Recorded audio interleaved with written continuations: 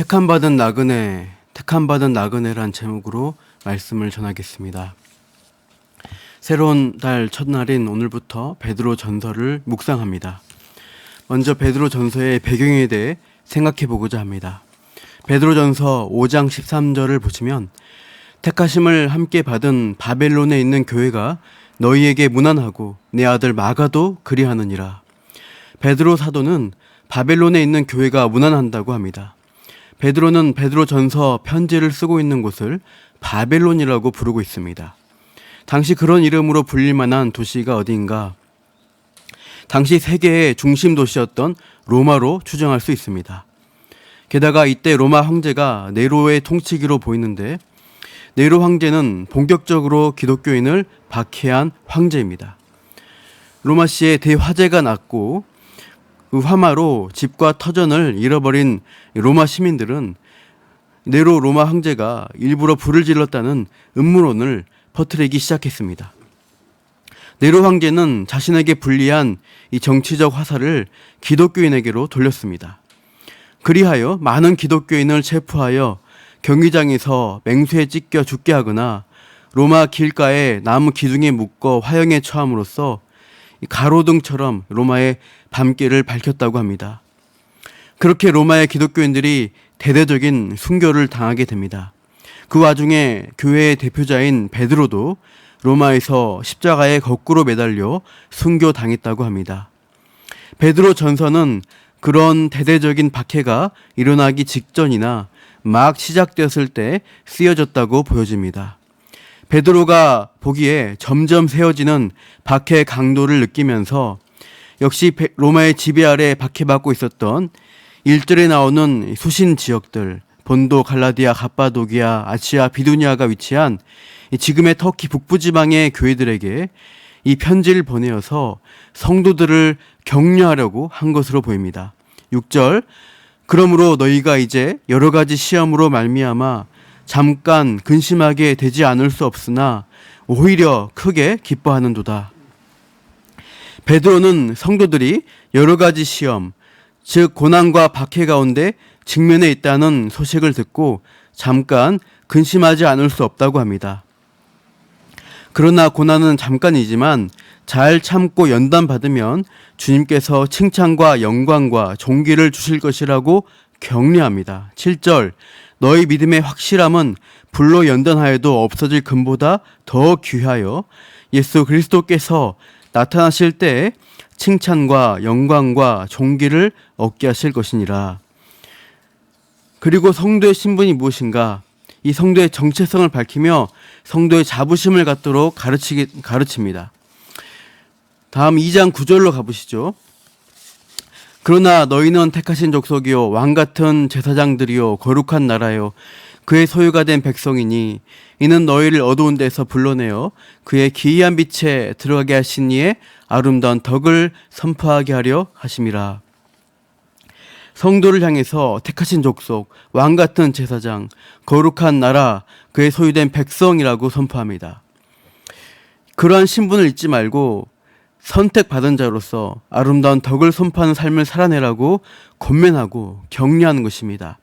1장 1절부터 2장 10절까지 베드로 전서 내용은 구원받은 성도라는 사실에 대해서 그 정체성에 대해서 교리적인 설명들을 쭉 이어갑니다. 그래서 오늘 본문에 확실히 구원받았다는 근거를 밝히게 되죠.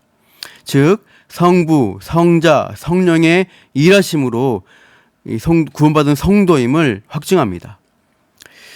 박해의 때가 되었을 때, 신앙이 흔들리기 쉬운 환경에 놓였을 때 더욱 필요한 일은 정체성 확립입니다. 우리가 어떤 사람이냐, 우리는 어디에 속한 자들인가를 분명히 아는 것이 필요합니다. 특히 세상에 일어나는 여러 가지 교회를 악하게 보고 약화시키고 사람들의 여론이 좋지 못할 때 우리가 우리의 정체성을 확실히 하는 게 중요합니다. 요즘 코로나 감염으로 교회에 대한 욕을 참 많이 합니다. 또 교회와 관련되지 않은 뉴스를 볼 때도 무턱대고 교회 욕을 하는 경우도 참 많습니다. 이런 참담할 때 물론 로마 시대의 박해와 순교 상황에 비할 바는 아니지만 이러한 요즘에 있는 교회에 대한 이 세상의 태도를 바라볼 때 세상을 향한 소망과 기대를 갖기가 힘든 것은 사실입니다. 그럴 때 우리가 가져야 할 것은 성도의 정체성입니다. 1절 같이 읽겠습니다. 예수 그리스도의 사도 베드로는 본도, 갈라디아, 갑바도기아, 아시아와 비두니아에 흩어진 나그네라고 합니다. 베드로는 성도들이 나그네란 신분을 잊지 말라는 것이죠. 우리는 이 땅에 흩어져 사는 나그네입니다. 나그네라고 하면은 좋은 대접 받거나 안정된 위치에 있을 가능성이 낮습니다. 나그네는 객지에 머무는 것이죠. 객지 생활은 편하지 않습니다. 아브라함이 자기 본토 친척 아비집을 떠나서 먼 외딴 가나안에 갔을 때 대접받으면서 살기가 힘들었을 것입니다. 나그네 이방인으로 사는 것은 힘듭니다. 가나안에 거주했던 아브라함, 애굽에 종살이 했던 이스라엘 백성들이 그렇게 나그네의 삶을 살았습니다. 그런데 베드로 사도는 그런 믿음의 선조의 삶을 떠오르게 하는 것이죠. 그 땅에 살았지만 완전히 정착하지 못하고 이리저리 옮겨 다니며 겉도는 인생, 땅에 뿌리박는 안정적인 삶을 영위하지 못한 나그네 삶을 성도들에게 말씀하고 있습니다. 그런 믿음의 선조들의 삶은 성도의 정체성에 무엇을 시사하는가? 하나님 백성들은 땅에만 속한 자가 아니라는 겁니다. 성도는 하늘에 속한 자들이기 때문에 이 땅에 소망을 두지 않는 것임을 일깨우려고 하는 것입니다. 히브리서 11장 16절, 저희가 이제는 더 나은 본향을 사모하니 곧 하늘에 있는 것이라. 성도에게는 더 나은 본향이 있습니다. 그렇다면 우리가 이 세상에 우리를 향한 태도가 어떻든지 간에 하늘을 볼 때 소망이 있고 기대할 바를 가질 수가 있는 것이죠. 이 나그네 인생이 그냥 나그네가 아니라 특별한 존재임을 2절에서 밝혀줍니다. 2절 다 같이 읽으시죠. 곧 하나님 아버지의 미리 아심을 따라 성령이 거룩하게 하심으로 순종하고 예수 그리스도의 피뿌림을 얻기 위하여 택하심을 받은 자들에게 편지하노니 은혜와 평강이 너희에게 더욱 많을지어다. 특별한 나그네이다. 즉 하나님의 택하심을 받은 자들이라고 말씀하고 있습니다. 하나님이 특별히 선택하여 하나님 백성 삼아준 그 자들이 흩어진 초대교회 성도들이고 지금 저와 여러분들입니다.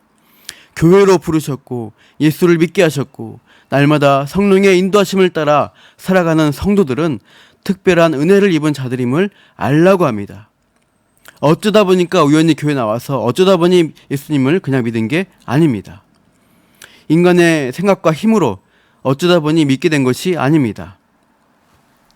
오늘 본문은 어쩌다 받은 구원이 아니라 이 성도의 구원은 철저한 하나님의 역사로 되었다는 것을 밝히고 있습니다. 성부, 성자, 성령의 사역으로 택하신 바 되었다라고 2절은 말씀합니다. 2절 처음에 하나님 아버지의 미리 아심을 따라라고 말씀하죠.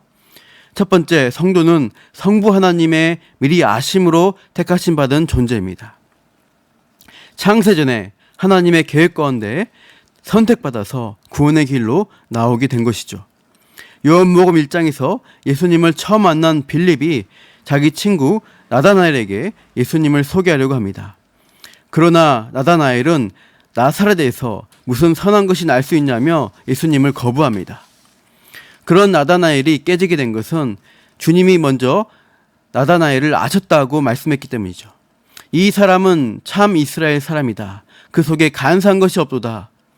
빌립이 너 나다나엘을 부르기 전에 네가 무화과 나무 아래 있는 것을 보았다고 했습니다. 그때 이 말씀에 나다나엘은 거꾸로졌습니다. 아니 아무도 알 수 없는 나만의 비밀 장소에서 내가 참 이스라엘의 회복을 위해 기도했는데 그런 나를 어떻게 알고 계신 거지?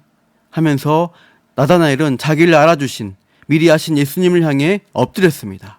당신은 하나님의 아들이시오 이스라엘의 참 임금이라고 신앙을 고백할 수밖에 없었습니다.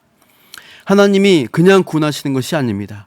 분명한 계획 가운데 저와 여러분을 인도하고 계십니다. 우리가 이 자리에 있는 것도 창세전 성부 하나님의 구원 계획이 있으셨기 때문입니다. 우리를 미리 아시고 구원의 복된 자리로 인도하신 것입니다. 전적 주권으로 택하심 받았기에 이 믿음은 우리 마음대로 할 수 있는 게 아닙니다. 거부할 수 없는, 저항할 수 없는 은혜로 주어진 것임을 아시고 감사하십시오. 두 번째, 성령이 거룩하게 하심으로 택하심 받았습니다. 원래 인간은 거룩한 존재로 지음받았으나 아담의 타락 이후 죄로 인해서 인간에게 죄가 들어오고 인간은 타락한 존재가 되었습니다. 그래서 우리가 스스로 깨끗하게 될 수 없습니다. 오직 거룩하신 성령께서 우리에게 거룩함, 성결함을 회복하도록 우리 안에서 일해 주셔야만 합니다.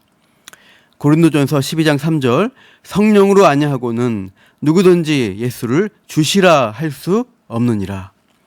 성령께서 우리에게 구원과 거룩함의 길로 실질적으로 인도해 가시는 것입니다. 구원을 적용하시는 사역을 성령께서 하시고 진리의 말씀을 듣게 하시고 깨닫게 해주시는 일을 하십니다. 마지막으로 세 번째, 성자 하나님 예수 그리스도의 피 뿌림을 얻기 위하여 택하심을 받았다고 합니다. 순종함이란 것은 예수 그리스도의 순종함을 가리킵니다. 예수 그리스도의 순종함과 피 뿌림을 얻기 위해 우리가 택하심을 받았다고 증거합니다. 이것은 우리가 순종하는 것이 아닙니다. 우리가 또한 피 뿌리는 것도 우리의 피를 뿌린 것도 아닙니다. 우리의 공로가 아니라 예수님이 하신 순종과 십자가의 피 흘리심, 대속의 사역 때문에 그리스도의 온전한 공로로 우리가 용서받고 의롭게 되는 것이죠. 이렇게 성부, 성자, 성령의 일하심으로 받은 구원이기에 이 구원의 신분은 정말로 확실하다고 증거합니다. 이것을 다시 이후 3절에서 12절에서 성부, 성자, 성령 하나님이 주신 구원의 확실함을 찬송하며 또한 증거하죠. 3절에서 6절 성부 하나님의 일하심을 찬송합니다. 우리 주 예수 그리스도의 아버지 하나님을 찬송하리로다. 그래서 예수님의 죽으심과 부활로 말미암아 우리를 거듭나게 하셔서 산 소망을 주셨다고 합니다. 5절 말세에 나타내기로 예비하신 구원을 얻도록 즉 미리 하시고 택하신 바 된 너희를 성부 하나님의 능력으로 보호하셨다고 증거하고 있죠. 다음에 7절에서 9절 성자 하나님에 대해서 증거합니다. 7절 하반절 보십시오. 예수 그리스도께서 나타나실 때 칭찬과 영광과 존귀를 얻게 하실. 7절 맨 앞에 너희 믿음의 확실함의 근거가 예수님이심을 밝힙니다. 8절 예수를 너희가 보지 못하나 사랑하고 믿게 되었다고 합니다. 다음에 10절에서 12절은 성령 하나님의 일하심을 말씀합니다. 11절 그리스도의 영, 즉 성령 하나님이 앞에 10절에 나오는 선지자의 예언과 말씀을 통해서 즉 조명하시는 사역으로 그리스도가 하실 일을 미리 증언하셨다고 합니다. 그래서 12절 십자가 고난과 부활의 영광이 바로 너희 성도를 위한 것임을 계시로 알게 하셨다. 이렇게 역사하신 성령을 힘입어 복음을 전하는 자들로 너희에게 진리를 알렸다는 겁니다. 그리고 이 복음의 진리는 천사들도 살펴보기를 원했던 삼위일체 하나님의 최고의 선물과 같았음을 증거합니다. 우리가 받은 구원은 이렇게 성부, 성자, 성령의 역사로 주어진 것입니다. 우리가 그냥 예수를 믿은 것이 아닙니다. 삼위일체 하나님이 보장하시는 확실한 구원으로 예수님을 믿고 우리가 구원을 받았습니다. 9절 말씀 다 같이 보시죠. 믿음의 결국 곧 영혼의 구원을 받음이라. 이 믿음의 확실한 결과가 영혼의 구원이다고 확증해주고 있습니다. 이 확실한 구원이 있기에 고난과 시험으로 잠시 근심할 수 있지만 우리는 무엇을 누리는가? 다시 6절 보겠습니다. 그러므로 너희가 이제 여러 가지 시험으로 말미암아 잠깐 근심하게 되지 않을 수 없으나 오히려 크게 기뻐하는도다. 시험과 근심이 있을 때 오히려 크게 기뻐할 수 있다는 겁니다. 왜냐? 고난은 잠깐이지만 영원한 영광이 올 것을 알기 때문에 그 하늘의 기쁨을 미리 당겨와서 누릴 수 있다는 것이죠. 당장 마라톤하고 달리는 것은 힘듭니다. 그러나 저 결승점을 넘어가면 우리에게 나에게 금메달이 있다는 것을 알면 새 힘이 솟구칠 수가 있습니다. 잠깐의 고난을 다 덮고도 남을 후에 있을 영광을 기대하면 지금 기쁨을 누릴 수 있다는 것이죠. 사랑하는 성도 여러분, 우리가 살아가는 이 세상 현실이 어렵고 손해와 박해가 있을지라도, 정처 없이 떠도는 나그네와 같은 삶일지라도 성부, 성자, 성령께서 확증해 주시는 구원으로 인해서 우리가 돌아갈 확실한 번향을 소망하는 자로서 오히려 크게 기쁨이 넘치시기를 축복합니다. 기도하겠습니다. 하나님 아버지, 고난 가운데 있는 성도들을 향해 구원의 확신과 소망 주시는 말씀 주심에 감사드립니다.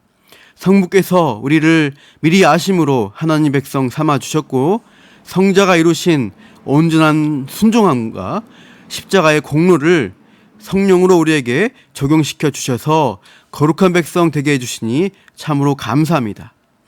오늘도 이 믿음으로 구원의 확신 가지고 나그네와 같은 고난 중에 오히려 기쁨을 누리게 하여 주옵소서.